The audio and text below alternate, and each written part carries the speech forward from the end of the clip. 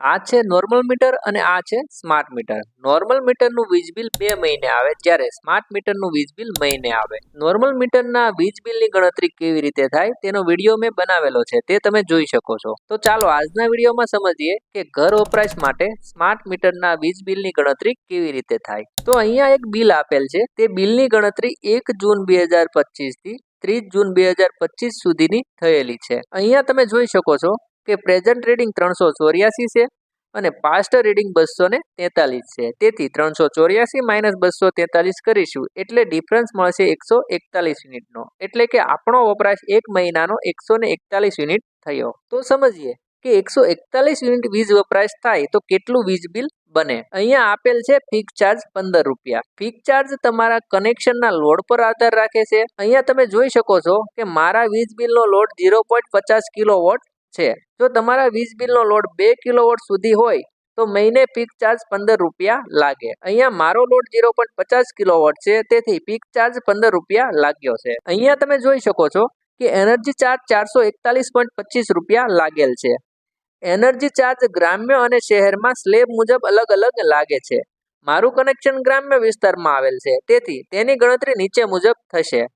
પ્રથમ 50 યુનિટમાં 2.65, પછીના 50 યુનિટ માટે 3.10, પછીના 150 યુનિટ માટે 3.75.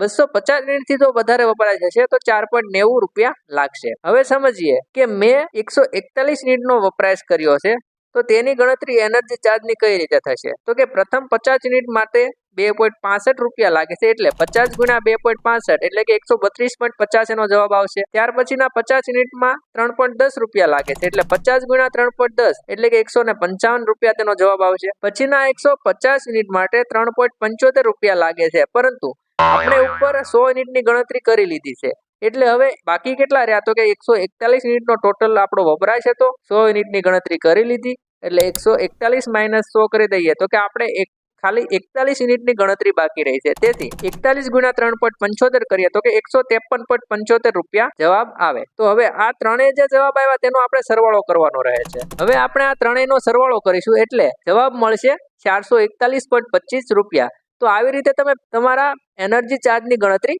કરી શકો છો. ત્યારબાદ આવે છે ફ્યુઅલ ચાર્જ, જેની હાલ 2.45 રૂપિયા કિંમત ચાલે છે અને તે બદલાતો રહે છે. દર 3 મહિને આ ચાર્જમાં ક્યાં તો ચેન્જીસ આવે છે અથવા તો સેમ રહે છે. બરાબર, અહીંયા બિલમાં પણ લખાઈને આવે છે, એ પણ તમે જોઈ શકો છો. તો ફ્યુઅલ ચાર્જની ગણતરી કરવા માટે તમારે તમે જેટલા યુનિટનો વપરાશ કર્યો હોય તેને ગુણ્યા 2.45 કરવાના રહેશે. આપણે 141 યુનિટનો વપરાશ કર્યો છે, તેથી 141 ગુણ્યા 2.45 એટલે કે જવાબ આવશે 345.45. તો એ આપણો ફ્યુઅલ ચાર્જ થયો. ત્યારબાદ આવે છે ઇલેક્ટ્રિક ડ્યુટી. હવે ઇલેક્ટ્રિક ડ્યુટી જે છે ને એ 7.5% પણ લાગે, 10% પણ લાગે, 15% પણ લાગે અને 20% પણ લાગે.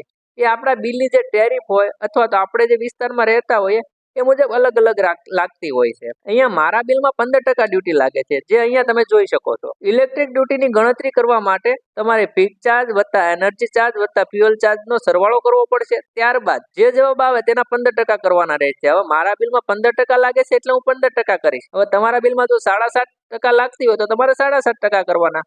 તો અહીંયા આપણે ગણતરી કરીએ તો કે 15 વત્તા 441.25 વત્તા 345.45 એટલે કે જવાબ આવશે 801.70.